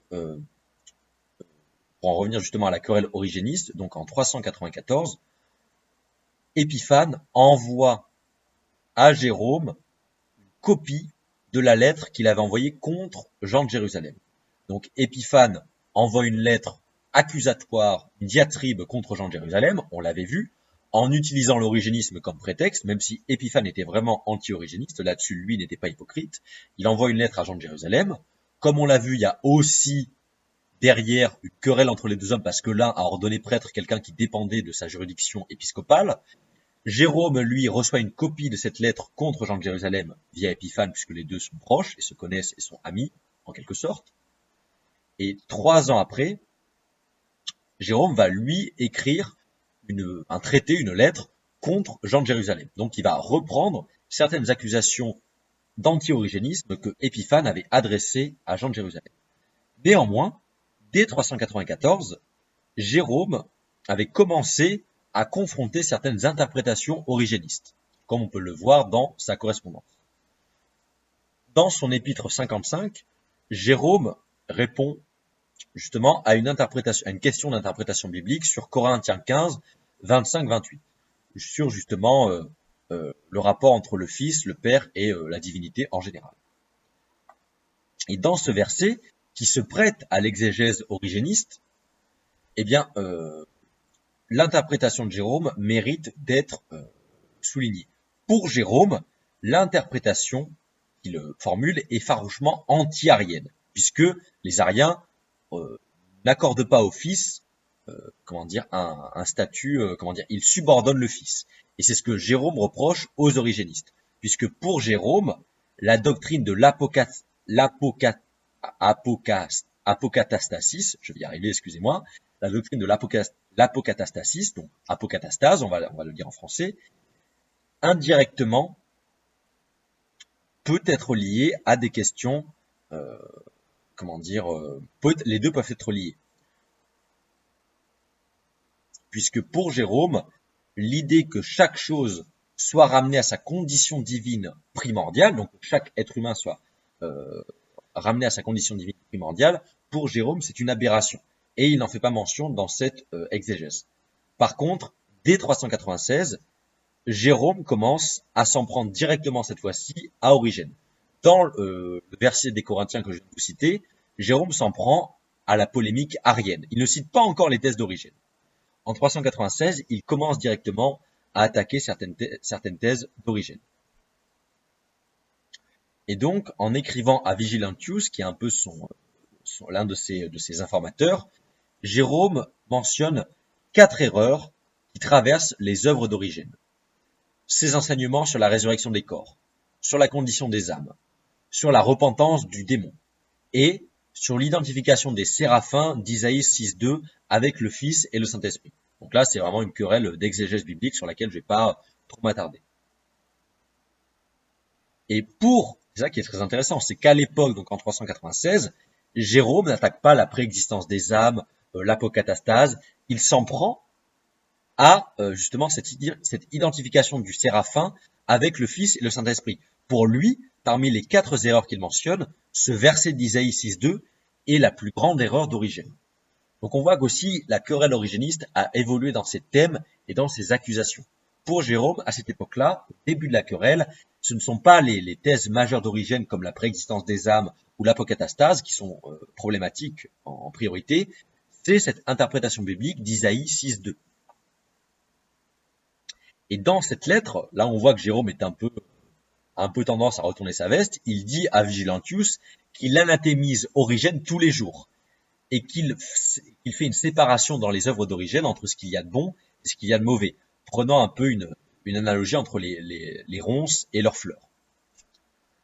Que pour Jérôme, ce qui doit être sauvé dans l'œuvre d'Origène, c'est sa connaissance et son érudition des Écritures. En fait, c'est Origène exégète qui doit être sauvé, et pas Origène philosophe et théologien. Donc on voit que Jérôme reprend un peu ce qu'il arrange, comme on le sait bien.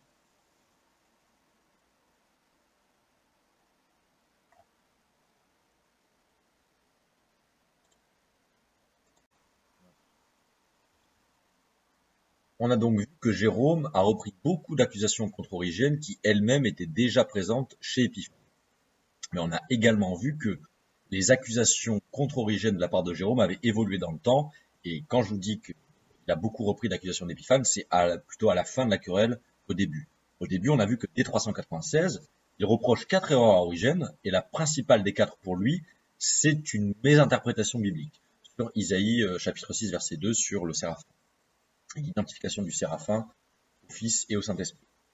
Maintenant, je propose pour conclure qu'on voit une autre personne qui a été impliquée dans la querelle origéniste et qui, elle aussi, a essayé d'intervenir et a plusieurs reproches et griefs à formuler contre l'origénisme.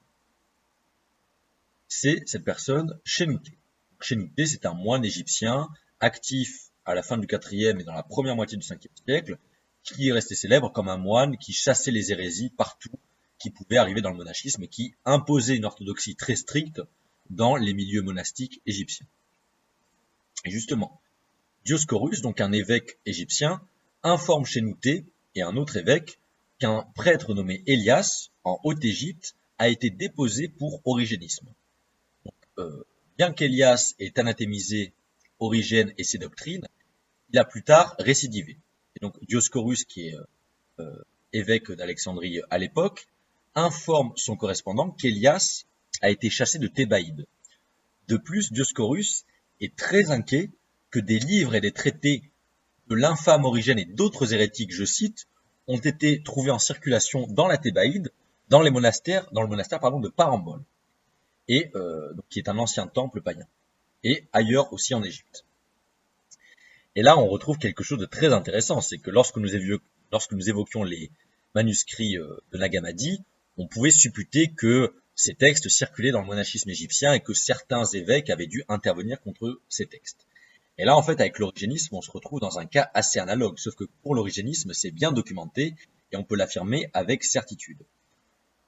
Dans tous les cas, il est clair que la querelle origéniste ressemble à s'y méprendre, surtout si on l'interprète à l'aune des thèses d'Évagre, comme une querelle entre une orthodoxie un peu littéraliste, stricte, et une forme de gnosticisme. Alors, par gnosticisme, je l'entends au sens très large. Pas forcément des gnostiques hérétiques, mais des gens qui sont attirés par la gnose dans le milieu monastique.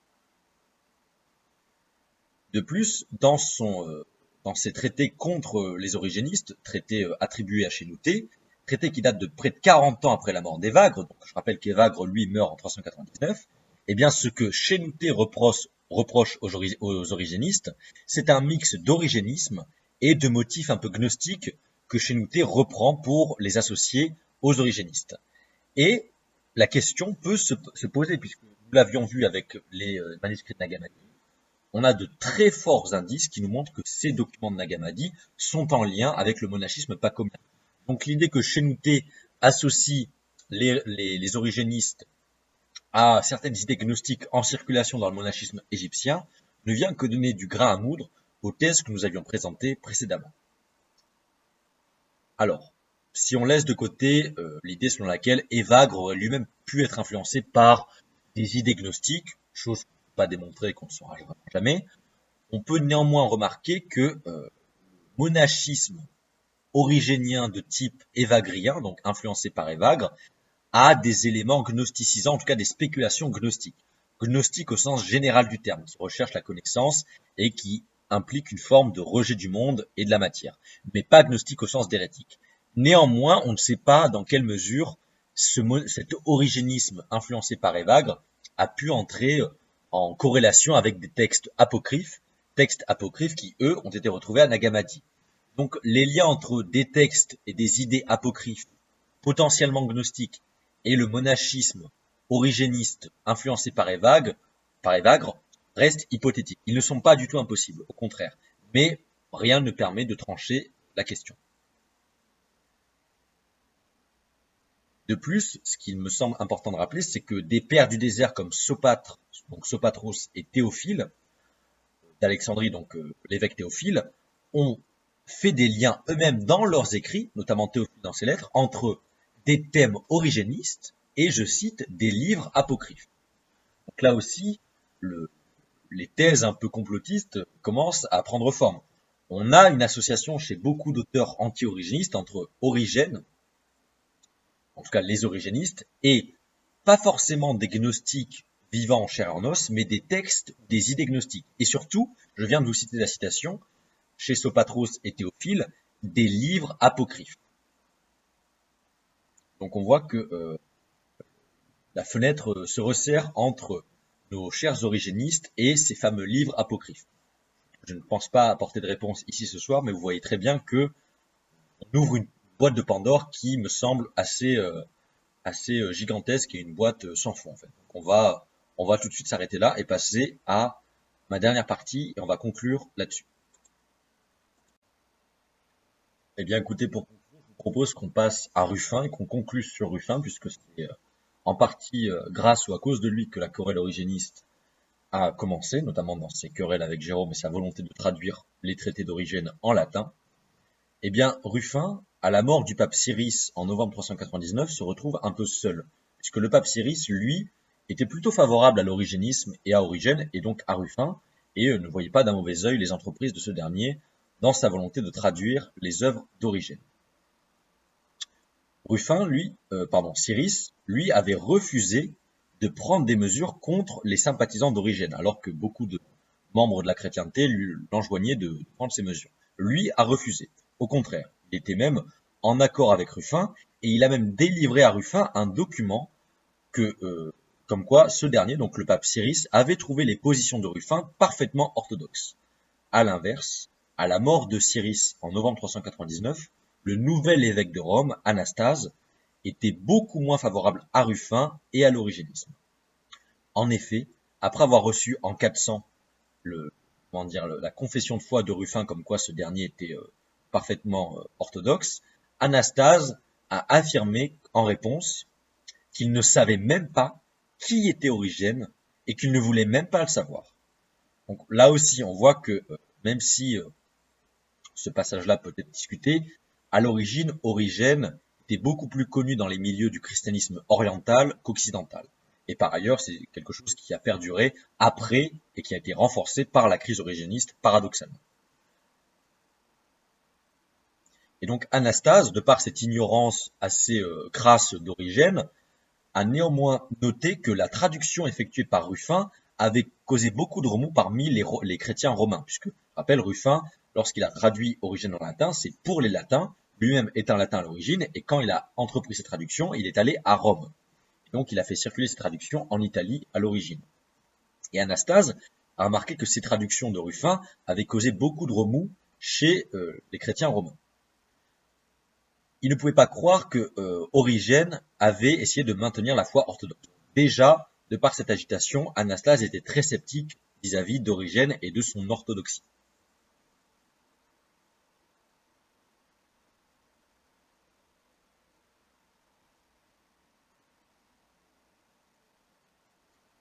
Par ailleurs, étant donné que Ruffin est impliqué là-dedans, puisque c'est lui qui a traduit, la polémique entre les deux va vraiment les impliquer tous les deux. Et ça ne va pas être seulement Anastase qui va rejeter Origène, ça va être Anastase qui va s'en prendre à Ruffin à cause d'Origène. Puisque Ruffin a traduit en latin Origène, et comme on l'a vu avec Jérôme, c'est la traduction de Ruffin qui a beaucoup fait débat, c'est cette traduction-là que Jérôme a attaquée. Et Jérôme a voulu retraduire Origène pour dire, moi je traduis en montrant les problèmes qu'il y a dans la théologie d'Origène, là où Ruffin, dans sa traduction, essaye d'effacer ces problèmes. Et donc, Ruffin, je le rappelle, il a entrepris cette traduction à la demande de Macarius, qui lui avait demandé la traduction du Périarchon pour justement résoudre ces problèmes, puisque Macarius se posait beaucoup de questions sur le déterminisme, l'astrologie, les mathématici, donc l'interprétation déterministe et astrologique et mathématique du monde.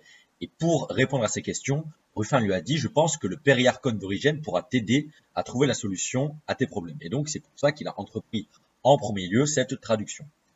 Néanmoins, dans son apologie à Anastase en 400 et à Jérôme en 401, Ruffin a cherché à démontrer que ses vues théologiques s'alignaient parfaitement avec l'enseignement d'Origène et que les vues d'Origène et les siennes étaient parfaitement en accord avec la théologie chrétienne de son époque, en tout cas majoritairement.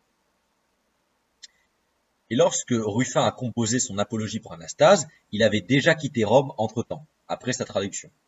Et dans justement ce traité, il invite Anastase à utiliser sa confession de foi la confession de foi que Ruffin a formulée à son prédécesseur, pour justement faire taire ceux qui aboient à Ruffin, donc ceux qui critiquent Ruffin injustement. Il rappelle à Anastase que lui, Ruffin, a souffert pour l'orthodoxie chrétienne contre les Ariens. On l'avait vu lorsqu'il était avec Mélanie l'Ancienne en Égypte.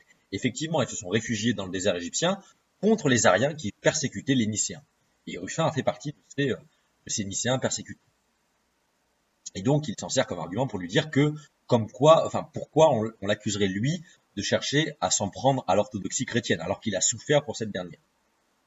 Et selon Ruffin, la résurrection corporelle du Christ donne aux chrétiens l'espoir que bientôt ils pourront s'élever de nouveau dans la chair qu'ils possèdent actuellement, sans une seule partie qui leur soit retirée, mais avec des corps qui seront néanmoins des corps glorieux et spirituels.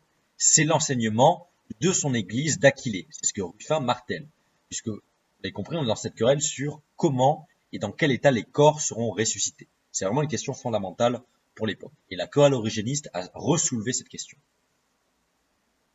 Et Ruffin, dans son apologie, dans sa volonté de montrer qu'il est totalement en accord avec l'orthodoxie, confesse que le diable mérite l'enfer éternel. Mais, mais de même, pardon, là où je voulais en venir, mais de même, ceux qui accusent Ruffin injustement d'hérésie, eux aussi méritent l'enfer éternel. C'est là aussi où Ruffin est un peu taquin.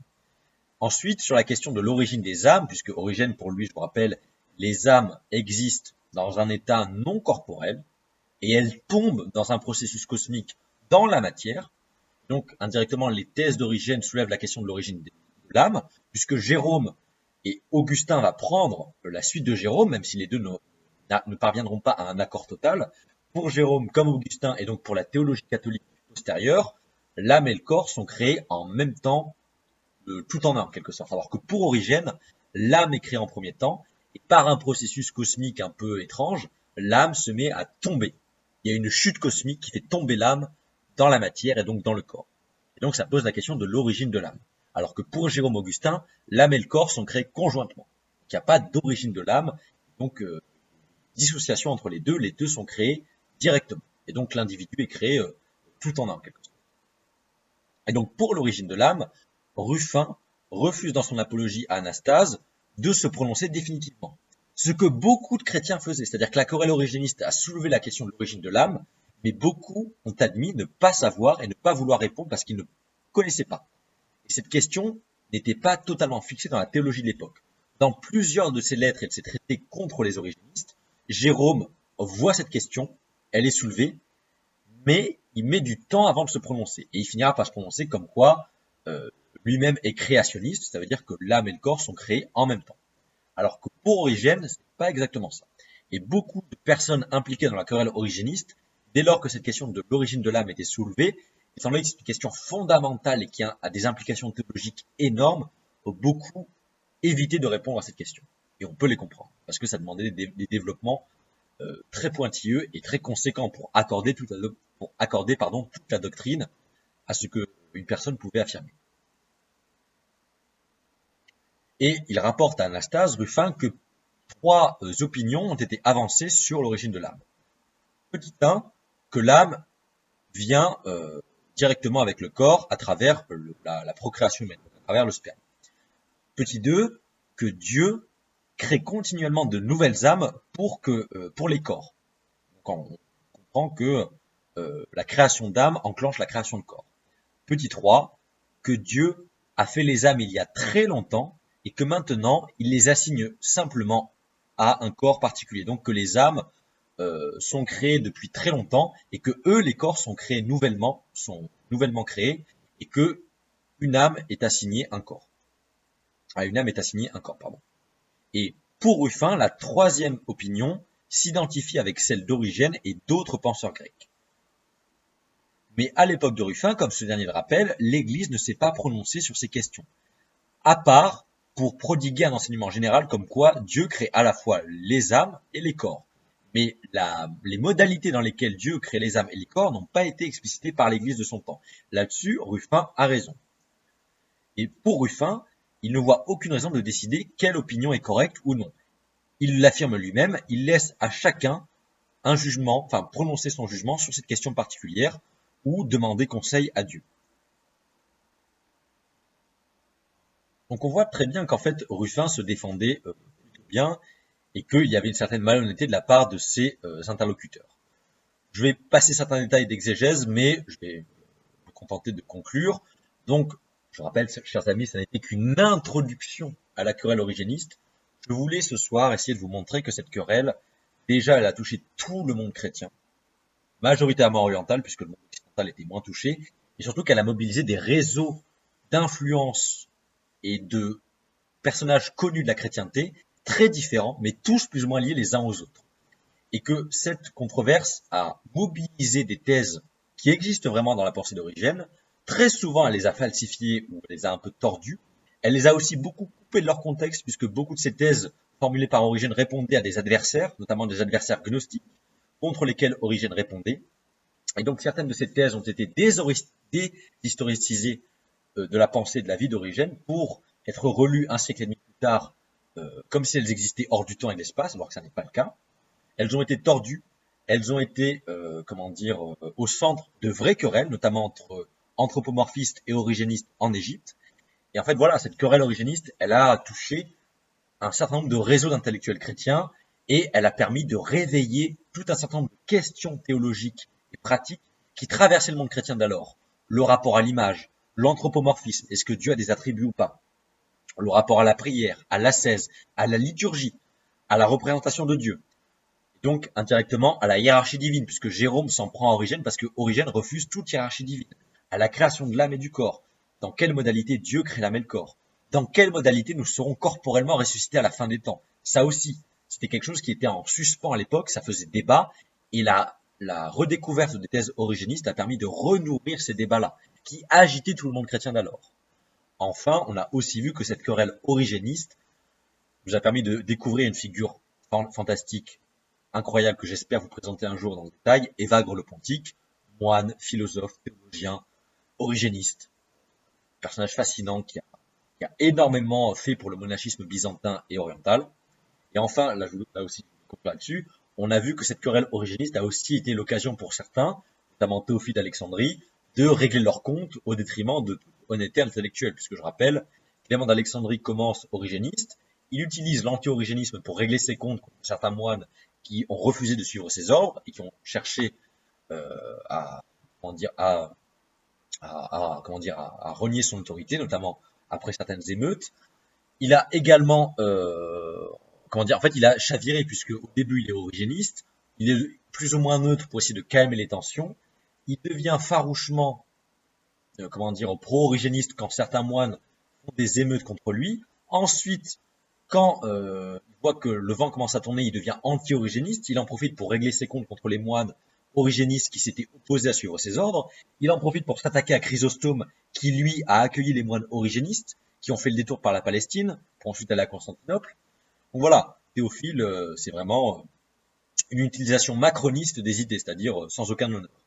Ensuite, on a vu que la querelle a un vrai fond, par contre, intellectuel, puisque Épiphane s'en prend à Origène.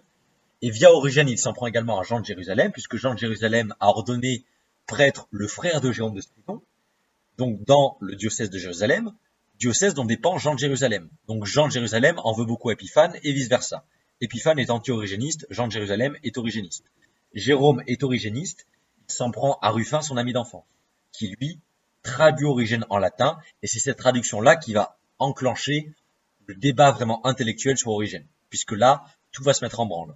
Épiphane est vraiment anti-origéniste, il va l'être encore plus avec les actions de Ruffin, et il va influencer Jérôme pour rentrer en querelle contre Ruffin. Ruffin qui s'en prend à Jérôme parce qu'il sait très bien que Jérôme utilise Origène, mais qu'il devient anti-origéniste par opportunisme en partie. Même si Jérôme a vraiment pensé, en tout cas c'est mon avis, que certaines thèses d'Origène posaient problème, tout en lui reconnaissant d'immenses qualités d'exégète biblique et d'érudit.